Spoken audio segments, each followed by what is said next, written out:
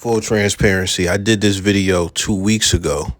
Had it in the tuck, re-listened to it, didn't like it. So this is me redoing it, and you're going to hear the redone version.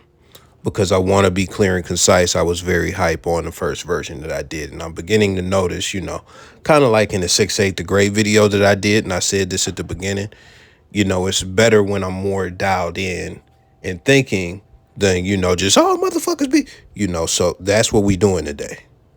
We're going to be calculated. So I'm going to play you a clip from this podcast, Manly Deeds podcast. Let's watch it. You supposed to be on my side. She was having a work get together, predominantly white. As we're getting dressed, she goes, would you mind wearing a long sleeve shirt so that way your tattoos are not showing when we go to this I know that pissed you event? off. And she was worried about how I would look to them so that she wouldn't be embarrassed by me. So I was like, I'm wearing whatever the hell I want to wear to this event. Yeah. I'm not going to let their perception of me govern how I'm going to walk out the house. Right. Big facts. She may care about those people. I don't know them from nowhere. I don't care about them at all. What I'm going to present when I come into this room is myself.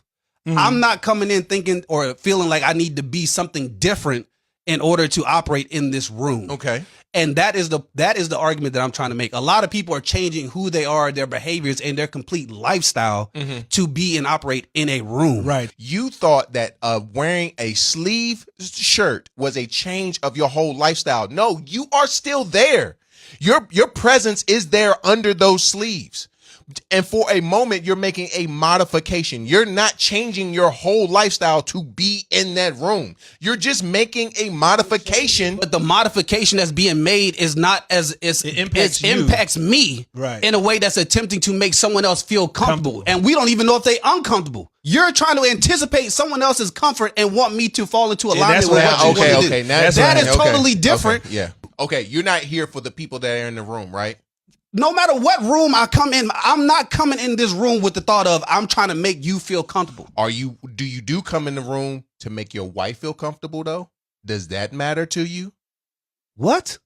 You're coming in the room not for these people, but you are coming in the room for this woman who is on your side. But is she on his side if she asks him to switch up? To switch up to meet the needs of that group. You supposed to be on my side. You, my wife, if there's an event and those people probably wouldn't like how I present and they would be uncomfortable at how I look, then you shouldn't want to go over there with them. Now, I could talk about multiple aspects of that video, but I'm not really going to talk about any aspects of that video other than, okay, I wanted to figure out who he is as an individual before I move forward. So I went and clicked some other videos. This is the first video that I clicked. It's a story about how I got played during the interview. Oh, tell that. For this at-home interview, I'm full suit. I ain't just put on the top. Like you I'm put full, the bottoms on too. Whole suit. Went through the initial interview. Did you catch that? So he is basically willing, when it comes time for him to get a job, to wear a suit along with the suit pants on a Zoom interview in his home. And you could see inside the clip, they know how ridiculous wearing pants to a Zoom interview where they're only going to see your upper body is. It's pretty ridiculous to wear the suit pants. Now, I wouldn't be making this video if he hadn't said all this. And she was worried about how I would look. For this at-home interview, I'm full suit. So I was like, I'm wearing whatever the hell I want to wear to this event. Yeah. I'm not going to let their perception of me govern how I'm going to walk out the house. Right. For this at-home interview, I'm full suit. She may care about those people. I don't know them from nowhere. I don't care about them at all. For this at-home interview, I'm full suit. What I'm going to present when I come into this room is myself. I'm put the bottoms on too. Whole suit. I'm not coming in thinking or feeling like I need to be something different in order to operate in this room. For this at-home interview, I'm full suit. A lot of people are changing who they are, their behaviors, and their complete lifestyle to be and operate in a room. Right. For this at-home interview, I'm full suit. I ain't just put on the top. Like I'm put full, the bottoms on too. Whole suit. So what I will be highlighting today is multiple aspects of the hypocrisy, underlying things when it comes to this as far as different dynamics, and also his unwillingness, his complete unwillingness to compromise for his wife. So before we get to that, we have to highlight the hypocrisy as far as the multiple aspects of it. So the first thing is he is wearing a long sleeve shirt covering up the tattoos on his arms. And he's wearing this to a podcast, but he's saying this while talking about how he wasn't going to wear a long sleeve shirt for his wife. So that's the first thing as far as why it's hypocritical and why it's funny. But you may say, yo, Dumper, it's the principle. It's the principle. She wanted him to do it for XYZ reason, as far as how these other people were going to perceive her and him and how it would make them feel, right? So he was standing against that. He wasn't standing against his wife and blah, blah, blah, all that. So that might be what you say. Well, if you say that, you miss the big plot. The big plot is that he is not a man of principle. He does not stand on what he says. The fact that he said, I am not changing myself for anybody else, to make anybody else feel any type of way, to, help anybody else's perception or anything like that. The fact that he said that with so much energy and he said it with so much conviction, it makes you think that's who he is. But then when we go and it's time for him to present himself to somebody to gain something, he wants to impact their perception. The irony of that is that both situations are, number one, employment related, and number two, 9 times out of 10, racial. Let's break that down very quickly. Now, he mentioned that the party that he was going to go to for his wife, the work party, predominantly white as far as the people. So that is something that he admitted. And we know that most of these corporations, can't say all, but most of these corporations are ran by white people. Now, as far as all employers, there are going to be certain things, all corporate employers, there are going to be certain things as far as dress codes and certain things that you do and don't wear and have on, and etc. when it comes to how they want you to present yourself, regardless of race. So if you look at most CEOs and most people who are executives, if you look at most executives, most of them don't have facial hair. When you look at this lineup of United Healthcare executives, only one has a 5 o'clock shadow. And when we go and look at some Coca-Cola executives, none of them have facial hair. Now, the thing about that is you'll always be able to find exceptions to the rule. There are definitely some executives with facial hair and stuff like that. And there are even some black executives somewhere, I'm sure, with a mustache or something like that. These are things that nobody is necessarily going to tell you. They're not going to put in a handbook, but it's rules that they move by, and it goes regardless of race. Just like when I seen Melissa Ford, debating against Paul Pierce clip, she tried to mention that, oh yeah, one of the things about married men is most executives are married. And the reason they are married is because it indicates stability, blah, blah, blah. You've also heard Kevin Samuels harp on this. So really, it's just a code of ethics that they have universally when it comes to certain people. But when it comes to black people, there are things that are there that rub most black people the wrong way. For example, in most cases, you're going to have to get rid of your dreads and get a haircut to make yourself look more presentable and acceptable under those invisible rules that nobody is going to admit to in the company out loud in front of everybody. And listen, this is the thing I want to let you know. I do know somebody who was a high up at a company that we all know that had dreads, that had them. So again, not universally true, but he is an exception. He is an exception. You're not going to see many people high up in a Fortune 500 company that have dreads. Shit, fuck Fortune 500, Fortune 50. But when we get past that, let's cut through all the bullshit. We know as black people, and there have been studies that prove this, we get discriminated against in the workplace and when it comes to getting jobs. I won't get into substantiating this because there's a ton of proof out there.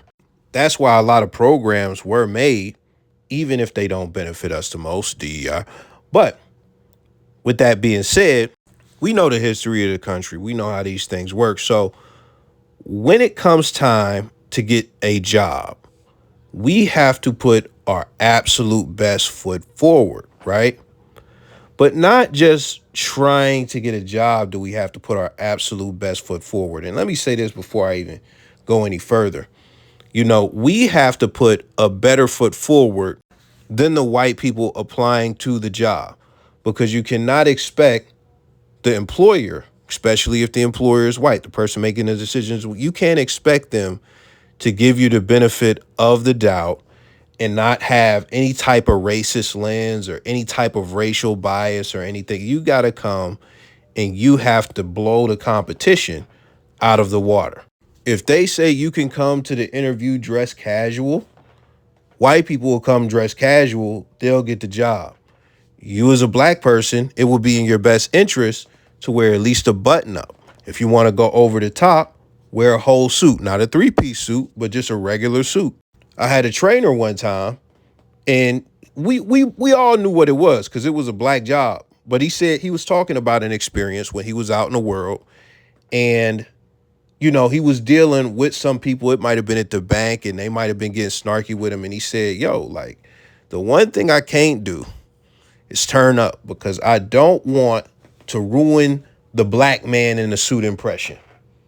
Because he was wearing a suit. I don't want them to this whole shit that I got going on. I don't want them to look and say, "Oh, he's just another nigga." So I need to not turn up and show my ass. I need to not do that. But all of that aside, just going back to the main point, it doesn't stop at just getting the job. If you are trying to go up the ladder at the job, and this is really universal for everybody, honestly, you have to still put your best foot forward, and you have to be on good conduct. You have to create a good impression. But the invisible obstacle that you have to account for is that you are black. That is an invisible obstacle that you have to account for. So again, you have to be better than everybody else. You can't be mediocre. You have to be better. And even then, even with you being better, I know how jobs work. Regardless of race, it's about relationships. So if you don't have that relationship and you can't build that relationship, the person with the relationship who is less qualified is going to get the promotion. So with that being said, you definitely want to put yourself in positions to where you can build these relationships and etc. And guess what? A Christmas party is a good place to build on those relationships to some degree, to where it's like, you know what? I fuck with you in a real way, not just professionally. I feel like we have a real bond, to where you get that with somebody who is above you, or somebody that could potentially be above you in the future, or somebody that could help put in a good word, et cetera, et cetera. So I think that's an understanding that most of us have. And listen, you may disagree, but this is the thing. It doesn't matter if you disagree, because him putting on fucking suit pants for a Zoom interview over webcam at his home shows that he knows everything that I mentioned to some degree. Let's go back to what he said. His girl told him white people are there. Please cover your arms to hide the tattoos because I want to make a good impression. Don't want to make him feel uncomfortable, et cetera, et cetera. So his girl made him aware of that, and he chirped it back. So that is something, a concept that he's aware of. And him wearing a suit with sleeves that cover his tattoos on a Zoom interview when it's time to get a job shows that he knows how important it is to make an impression on your potential employers or even your employers.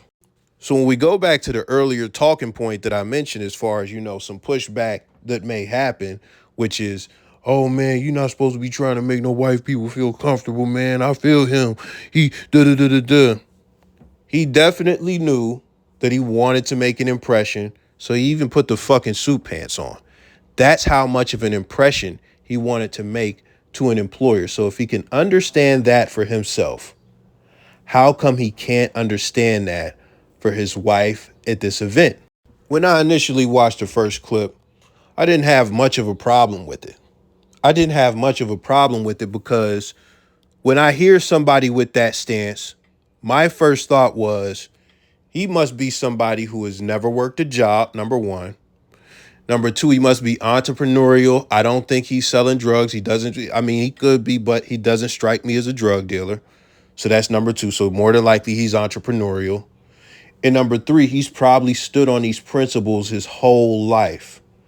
So that is what made me go and search his page to see what type of person he was. And that was the first video that I clicked. So after clicking that video, that didn't align with who I thought I was listening to. He put on suit pants for a Zoom interview. Think about the picture I just painted. Somebody who is an entrepreneur, who has never had a job, who is not willing to compromise for nobody as far as his appearance. He's going to do what he wants to do regardless of how anybody feels. He's always going to present himself. And then when it comes time for him to gain an opportunity, himself, for himself, all of that shit that he said went out the window. So he is not the person who I thought he was. And when it comes down to him having this stance on one podcast and then the next podcast, he's putting on suit pants and da-da-da-da-da. What that comes down to, in my opinion, is ego. Let me play you a clip and show you what I mean. If you just want me to kick him out, not mention it, not care that this kid is anti-Semitic, shut up. If you just want me to ignore it. Don't tell me to shut up. Shut the fuck up, you bald fuck. Okay, go ahead. How's that? Oh, it's kill. I'll never recover from that, Dave. Go ahead, continue. I'll never recover. Well, you're the one who big boss man, don't tell. I'll tell you work for me. Okay, go ahead, continue. You little bitch, you work for me. Sure, you bet. For now, you continue. Don't? For now, quit. I don't care. Is this show or not a show? Like, is a show or not a show? Like, we can't have a conversation? You're an idiot. Okay, continue. You're literally saying people should be allowed to make Jew jokes, say whatever they want right fucking now. Yes, I think people should be.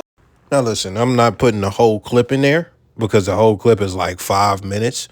And I just want you to know, Dave Portnoy is the guy in the middle. The guy on the right is a fucking idiot. If you hear the whole thing, he's really an idiot. But Dave Portnoy disrespected him so crazy. And then pulled the I pay you card. Like, I'm daddy. He pulled that card. So I had a conversation about this incident with somebody. And the thing is, I've wilded out at plenty of jobs on plenty of people. But there are two dynamics there that will make me think before I react. The first dynamic, and really the main dynamic, is that I'm making $500,000 a year.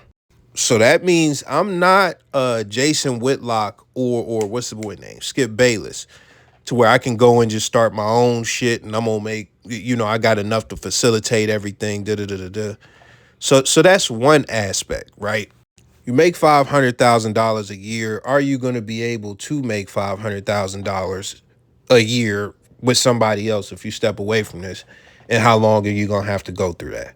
It's one thing to crash out on somebody at a job like a supervisor or whatever. It's another thing to crash out on the fucking owner or the manager or something like it's a whole different dynamic. And it's a whole different dynamic when you are making significant money. I'll keep it so real with you. I haven't made enough for me to not crash all the way the fuck out. If you tell me to shut the fuck up, you bald fuck, I haven't made enough for me to not crash out. 500,000, that would make me consider I think about, do I got savings right now? What does my emergency fund look like? I would think about all that shit before I tell them. I'll get to that in a moment. The other thing, the other dynamic, which I don't have this, but this would definitely impact whether I crash all the way the fuck out on that live stream or not. Do I have a family to feed? Do I have a family of fucking 5, a family of 3? Like, how many people are relying on me while I am in this position? I tell y'all respect is everything, and I got a video on that. You should definitely check it out on my most watched videos playlist, or whatever you call it, the most referenced videos playlist. And the way that I am set up, I could not just take that level of disrespect. But what is that, and why did I play this clip? What that is my ego. That is my ego. That is my whole sense of self, my self-respect, my self-image, etc. Like how I look at myself, etc., etc. I could sit here and tell y'all, because you get to any of these internet gurus, if they were to ever get their hands on this video or they react to the Dave Portnoy shit, all of them would say 100% of the time, there's no way they would take any of that because they could go out, start 18 businesses. They got 16 real estate portfolios. If they was that guy, they would have crashed it. Everybody could say that. Just like, and I'm going to say it, fuck it. Everybody says that, if they was a dad of one of these black kids that got shot by the cops unarmed, they would crash out. But guess what? We don't see no dad. We only seen one dad crash out this whole time, and he killed an innocent officer. And this shit been going on for a long ass time. So like niggas just be talking. When it really come down to a lot of this shit as far as what niggas say they would do, a lot of niggas just be talking. I need you to understand and know that before we continue. So me, I'm going to keep it real. I don't have a need to like get on the internet and fake about who I am or what I would do and et cetera, et cetera. Like, so going back to the point, my ego is what would compel me to crash out the moment you disrespect me on that high of a level in front of all those people like that. I would be very compelled to disrespect you. But you heard everything that I illustrated. I could keep going about that clip and what I would do and et cetera, if I was in that dude's shoes. But it's very simple. This is a very simple concept. So we can get back to the actual video. The consequences, the severity of the consequences will make somebody check their own ego. Every single time. If they don't check their ego, one of two things is going on. Number one, the consequence is not severe enough. Or number two, they are just a crash out. They just don't get like the ego just won. Even if the consequences were severe enough, the ego wins in that battle. Perfect example of that, as I'm making this today, a Vegas YouTuber killed another YouTuber over a YouTube beef. And the one YouTuber got 4,000 subscribers. The other one, I don't know if he deleted his channel, Sin City Manny or whatever. Bruh. He went and seeked the YouTuber to kill him in Las Vegas on the strip in front of thousands of people. He's going to be in jail for a long time. His ego won. He didn't think about the consequence. He didn't care about the consequence. His ego won. So when we go back to this situation, I'll tell you why it's ego. You clearly see he has no issue wearing a sleeve shirt, especially when he is trying to gain something from a job interviewer. So we have two instances of him wearing a sleeve shirt, covering up his tattoos, one on a podcast, one when he goes to a job interview. Now, when his wife requests that he wear a sleeve shirt to cover his tattoos, and she gives him the reason or the consequences, they will begin to perceive her negatively, or they will begin to be uncomfortable and things of that nature. Just like how in the Dave Portnoy situation, I said, I don't like to be disrespected as far as my ego. In this situation, he doesn't like the thought of making white people feel comfortable or creating a good impression with his wife's coworkers, because you heard what he said. He said, I don't give a fuck about those people. When we are off work, we want to dress how we want to dress. We want to do what we want to do, et cetera, et cetera. But what did I tell you about ego and consequences? If the consequences are high enough, if they are great enough, then you will put your ego to the side to at least consider your actions. And that is how come he wore suit pants and a blazer to the job interview on Zoom and stuff like that, right? But what is overlooked and what the man with the beard tried to communicate is you were thinking about yourself. What about the consequences for your wife? I mentioned earlier in the video how relationships play into you getting different positions at jobs and stuff like that. And that this is a perfect chance for her to build on some of those relationships that she already has on a different level, on a outside of work level.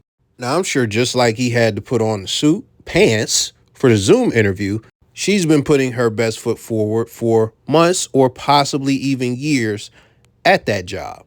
And it's possible that if she's this concerned about her image at the job, she is still trying to advance at the job and she has plans of advancing at the job. It could be a actual full-blown career. And also looking at everything that I mentioned earlier, that even if you don't have an understanding of, he has an understanding of the whole racial aspect, her bringing him to the job with all those tattoos showing as far as that full sleeve, it could make them think, oh, she's ratchet. Oh, she like thugs. Oh, okay, so this whole image that she got is phony. It's phony. Cat's out the bag. And even with that, opportunities possibly get thrown out of the window. Now, those are possibilities. I don't know his wife. I don't know what she does. I don't know what the work party was. It could have been a work party for McDonald's. Who knows? And another thing I don't know is their household. But the thing is, if she has to work, you got to consider what's going on as far as the money that she's making. Is it going towards both of them or is it going towards just her? Who knows? Now, if it's a 50-50 situation or to any point to where her money is going towards the betterment of them, there should be a vision there. The vision is, yo, you excel as much as you can. I excel as much as I can. And we don't get in each other's way when it comes down to us having to interact with people from the other jobs and stuff like that. Because I've seen it to where a wife has come to a job and crashed all the way out and beat a bitch up because she seen the chick saying something or doing something, might have hugged her husband or something when he was on his way out. Her husband was not a regular guy at the job. He wasn't even in the hierarchy of, fucking workers. He was like some sidebar HR suit wearing motherfucker at a job where motherfuckers don't wear. So I know he was getting good money. And she fucked that up. And that is a big stain on dude's career, just over a hug or whatever. It wasn't no kiss or nothing crazy. She got out the car, beat motherfucker. And when anybody calls that job, oh man, yeah, good employee. But what you got to do is make sure you keep his wife out because his wife be beating bitches up. That's a big stain on his career. So when you look at something like that, you don't want to hinder her in any way. And listen, I could sit here and I could even contrast this with how we look at women to where it's like, okay, we're going out and you want to wear something that's too revealing or something like that. And we got to check you, blah, blah, blah. But I'm not going to do that because a man's position in a relationship is different. We're protectors. And when we do shit like that, we're trying to not only prevent situations, but you represent us. So we want you to represent us a certain way. And when it comes to a man on a regular basis in a regular situation, it's not this situation that we mentioned. It's not really a woman's place to tell a man what to wear or not. Because in most regular, normal situations, it has no bearing on the woman. The biggest thing a chick could be worried about is two things, or the two biggest things a chick could be worried about is, number one, what you are wearing is not appropriate for the place that we're going. Like, okay, you got on jeans and we go into a black tie event. What the fuck are you doing? Or you just don't got no drip and she feel like you could embarrass her. That's something that could go both ways as far as both of those. And that's just common sense. Listen, I could keep going and I could keep fleshing this out. I know some of y'all are probably enjoying it. Some of y'all are probably like, this is some bullshit. But the last thing I'm going to say is something that, you're not going to hear a lot of people say in this space. But relationships are about compromise to some degree. This is not about letting a woman have power. This is not about, oh, she's trying to control me as far as this shit that we looking at right here. It's not about that. To me, it's about a man having fake morals and principles that he doesn't stand on himself and really not understanding the situation. Her possibly being not able to communicate it better because even the guys on the podcast, they didn't get it. At least one got it. The individual on the screen, he tried to turn it into it's us versus them, the people at your job. You should be on my side. It's not a side, dog. But it's also about his ego getting in the way, in my opinion. I need to re-highlight this before I get to any compromise talk. What you have to understand is something I already mentioned. This video was made because of the hypocrisy, because of the contradiction. I had a vision of who this man was in that first clip. And when I seen the other clip, it didn't match up to who he sounded like he was. So if you are a business owner and you never had a job and you stand on these morals and principles and you live by what he said, you don't compromise for the white man or any type of anything and any type of image, anything at any point, then shout out to you. Shout out to you. But that's not him. The last thing I'm going to say before we get to the full story, which is going to be very ironic and funny at the end. I got a clip of him at the end. But two things I want to mention. Number one, something that you're not going to hear many people say in this space.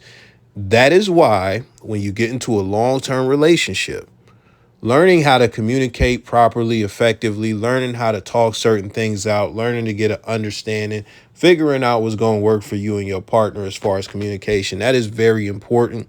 And that is one of the hallmarks of a relationship that is going to go the distance. You're not going to hear many niggas in this space say anything like that. You're not going to hear niggas say this next shit I'm about to say either. Depending on the relationship as well, especially when we get to talking about a wife and somebody you plan on going the distance with, you're going to have to compromise. And this is the thing. This is the thing. You're going to have to compromise on certain things, but you need to know what you are absolutely not willing to compromise on. You need to know what you need to know the pillars that you're going to stand on 100% all the time. Some of them you don't even have to think of because they go without saying. And I'm going to tell you a quick story that's kind of crazy. I don't know these people, so we just going to say that it's a hypothetical. We going to act like it's not real, all right? All right. So boom, you got this wife, right? She's married to this man. She is asking to peg this guy, right? She is asking to hit him with a strap. He keeps saying no, no, no. I guess he's not saying no strong enough because she keeps fucking asking. He hasn't amped the fuck out on her or whatever. So she keeps asking. She keeps asking for years. He finally lets her put the strap on and blast him in the aster. After doing this, she felt so disgusted by the guy that he would let her do that. And she got a divorce. She got a divorce because she got what she asked for.